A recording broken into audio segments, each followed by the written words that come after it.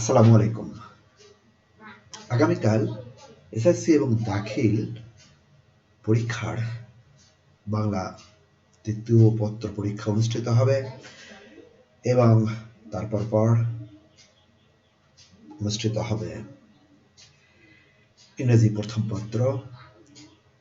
এই ইংরেজি প্রথম পত্রের একটি প্রশ্ন নিয়ে কিন্তু পূর্বে আলোচনা করেছি, ঠিক একই রকম প্রশ্ন নিয়ে আবারও আলোচনা করব, যেটি উত্তর করতে গিয়ে আমরা খুব সমস্যায় পড়ি। সেটি হলো question number 3, fill in the gaps. এটি সিন প্যাসেজ থেকেই দেওয়া থাকবে, তো হুবহু প্যাসেজের সঙ্গে সম্পৃক্ত সম্ভাবনা নাই।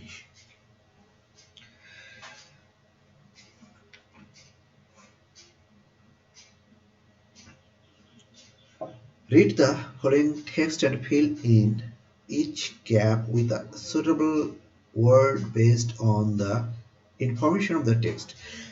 5টি শূন্যস্থান পূরণ করতে হবে উপযুক্ত একটি করে শব্দ দিয়ে এবং 5টিতে 5টি মার্কস। আমরা হোঁচট খেয়ে যাই এই প্রশ্নের উত্তরে, তবে মনে রাখতে হবে প্রত্যেকটি গ্যাপে একটি করে ওয়ার্ড বসাতে হবে। ওকে, ইতিপূর্বে আমি উদাহরণ দিয়ে এবং মোস্ট ইম্পর্টেন্ট একটি প্রশ্ন এবং তার উত্তর আলোচনা করেছি।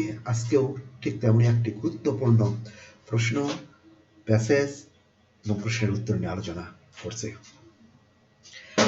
প্যাসেজটি হলো, today there are many jobs where you need English.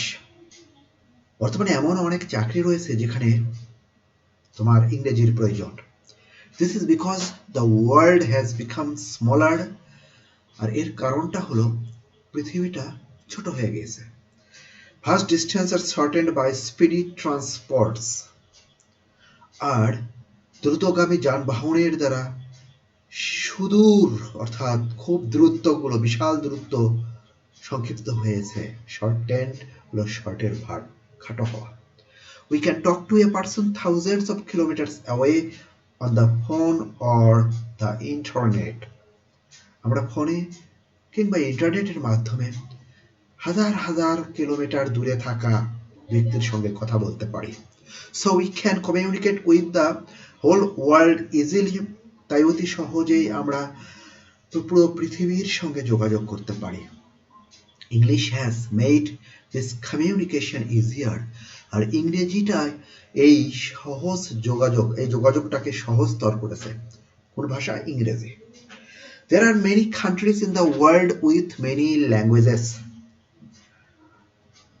পৃথিবীতে অনেক দেশ রয়েছে অনেক ভাষা, কারণ এক এক দেশের এক একটা ভাষা, এক এক দেশের অভ্যন্তরে এক একটা স্টেট অথবা প্রভিন্স থাকলে সেখানেও আলাদা ভাষা থাকে।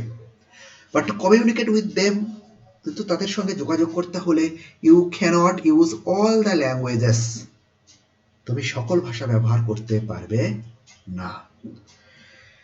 So you need a common language that you can use with more or less all the people in the world.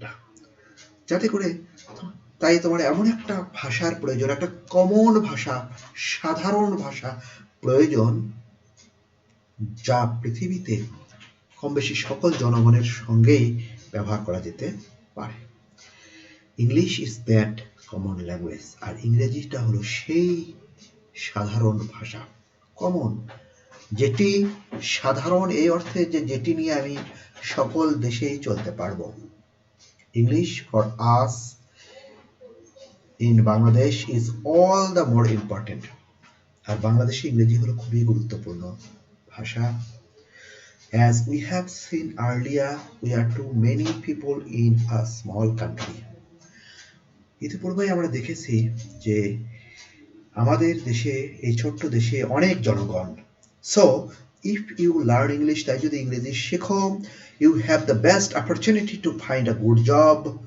তাহলে একটা ভালো চাকরি পাওয়ার বেশ উত্তম সুযোগ তুমি পাবে, both within and outside the country. আর সেই চাকরিটা নিজের দেশের মধ্যে এবং নিজের দেশের বাহিরে। And that is good news for millions of our unemployed youth.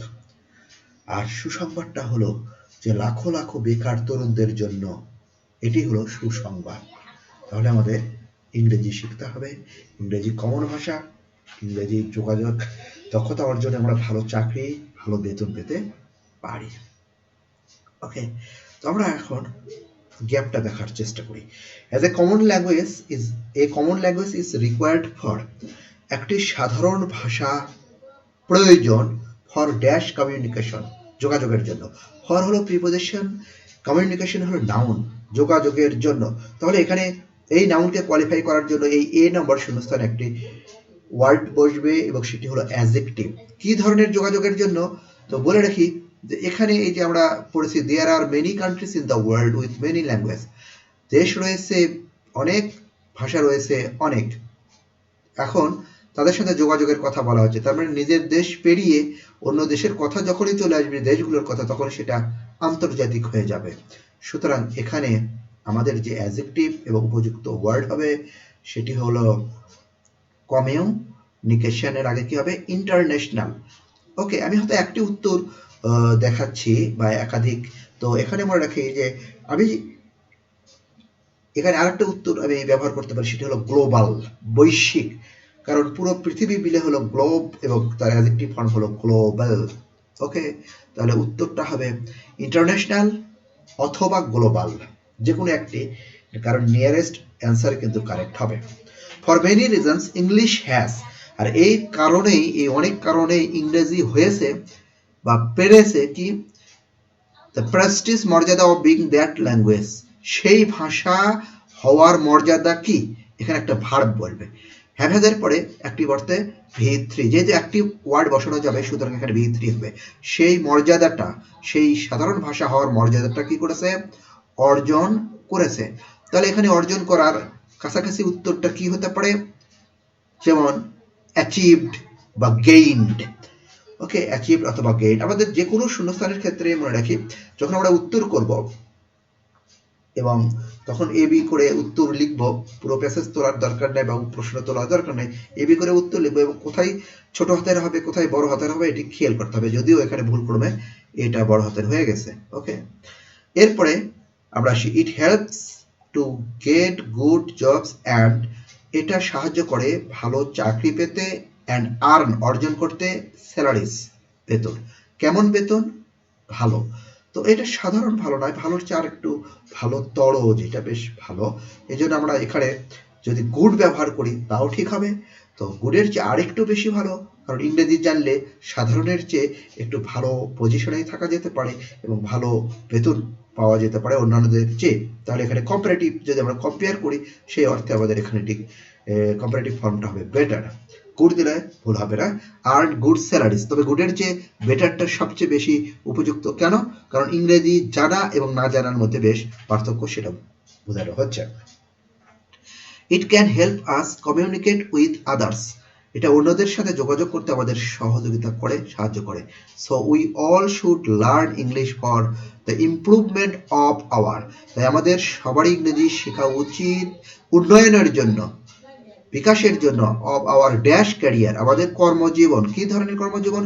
যেটা ভবিষ্যতে যেটা আসবে, ফিউচার দিতে পারি আমরা যে পেশায় ঢুকেছি সেই পেশাটাকে আরো ডেভেলপ করার জন্য প্রফেশনাল দিতে পারি। কারণ এখানে বলবে হলো, এখানে হলো পজেসিভ ফর্ম আওয়ার এবং এটা হলো নাউন, এর মাঝে 100% অ্যাডজেক্টিভ বলবে। আমি সম্ভাব্য যে উত্তর সেটা হলো প্রফেশনাল বা ফিউচার আমরা ব্যবহার করতে পারি এবং নিয়ারেস্ট আরো উত্তর হবে। তো এরপরে ইট অলসো হেল্পস, এটা আরো সাহায্য করে। এখন আওয়ার আনএমপ্লয়মেন্ট প্রবলেম, আমাদের বেকার সমস্যা কি করার জন্য, এখানে একটা কাজ অর্থাৎ একটা ভার্ব বলবে। বলে রাখি যেখানে হেল্পের পরে বিআর ইনফিনিটিভ বসে, তো যেহেতু একটি ওয়ার্ড হবে সুতরাং এখানে বিআর ইনফিনিটিভ আমাদের ব্যবহার করতে হবে। ওকে, কারণ এখানে একটি ওয়ার্ডে, যেটা আমাদের মনে রাখতে হবে, এ সুইটেবল ওয়ার্ড। তাহলে এটা আমাদের মানে এটা সাহায্য করে বেকার সমস্যা কি করার জন্য? দূর করার জন্য, সমাধান করার জন্য। তাহলে নিয়ারেস্ট উত্তরটা কি হচ্ছে আমাদের কাছাকাছি ভালো, সেটা হলো সলভ, বেকার সমস্যা সমাধানের জন্য। আমরা যদি রিমুভ ব্যবহার করি নিয়ারেস্ট অ্যান্সার, তাও কিন্তু ঠিক হয়ে যাবে।